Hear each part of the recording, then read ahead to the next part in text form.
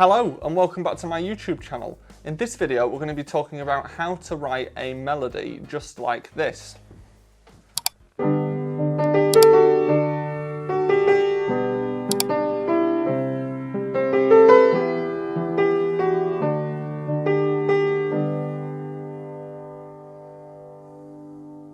So writing a melody can actually feel like quite a tough thing to do, especially if you already have a chord sequence. And if you missed my last video on how to write a chord sequence, then be sure to check that one out.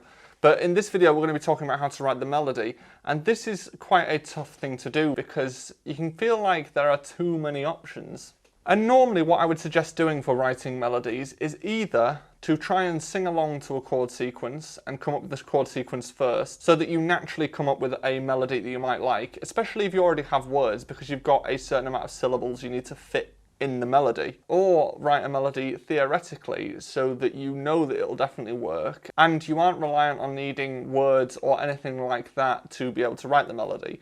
And that is exactly how we're going to do it in this video. So for this video we're going to be working in the key of A flat major, and all this means is that we're going to be using a certain set of notes that are in the key of A flat. And the notes that we're going to be using are the notes A flat, B flat, C, D flat, E flat, F, G, and then we're back to A flat again. I'll do that again. A flat, B flat, C, D flat, E flat, F, G. And then we're back to A flat again. And this is called an A flat major scale. And the reason that we're using this set of notes is because these are the set of notes that were used for the chord sequence. And we know that the key is A flat, so therefore these are the notes that we have to use. So that already narrows it down quite a lot. If you didn't know anything about keys before, then that's definitely something to look into. And I do have a video on scales which will explain that for you if you need that explaining. But this narrows down what you're actually looking for on the piano quite a lot. Now on top of that, we're also playing certain chords at the same time, and this can narrow down what notes you're going to use for the melody even more.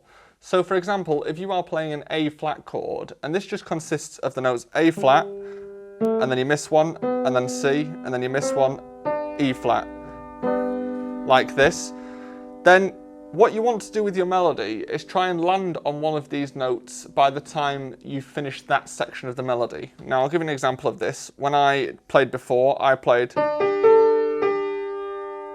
something like this. And if I play an A flat chord, just finishing the melody on that A flat makes all of the other notes before it sound okay. And you can actually push this to its limits by doing something like this. Now I played loads of notes there that just didn't work, but because I landed on an A flat, your ear's expectation has been met, so it makes sense. Now obviously that would sound much nicer if you actually use notes that were in the scale and not just a load of random ones like I did. But this just shows you exactly what I mean.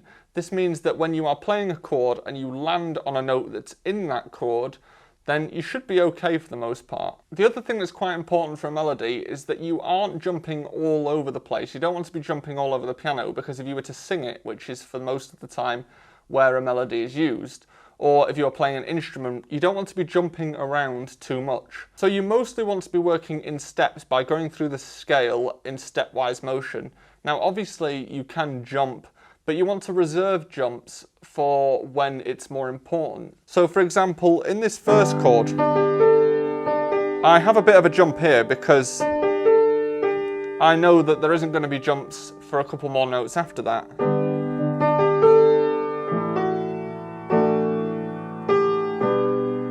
And all of this melody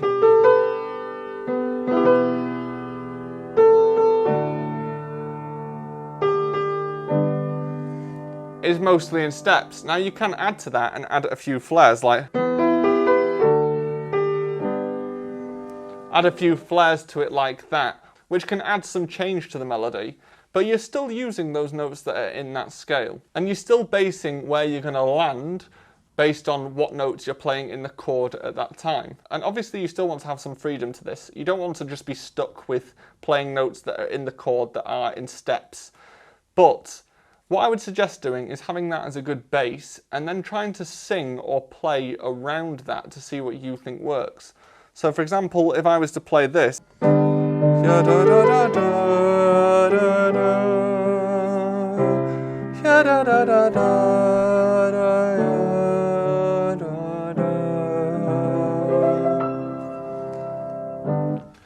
Now, what you can also do with a melody is you want to make sure that people know what to expect. So usually you get a melody that repeats twice, but changes slightly at the end of the second time. So I'll give you an example of this.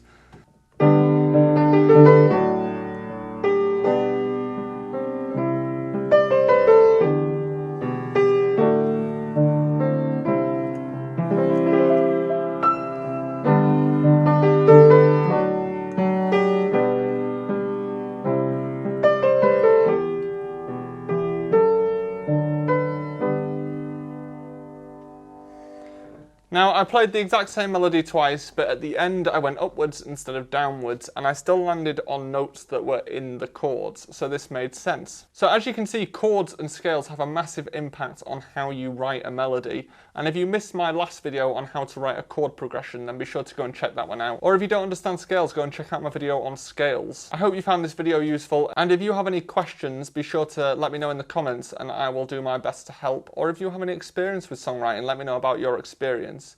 But before you go on to this video, be sure to hit me with a big like and subscribe, and I will see you next time.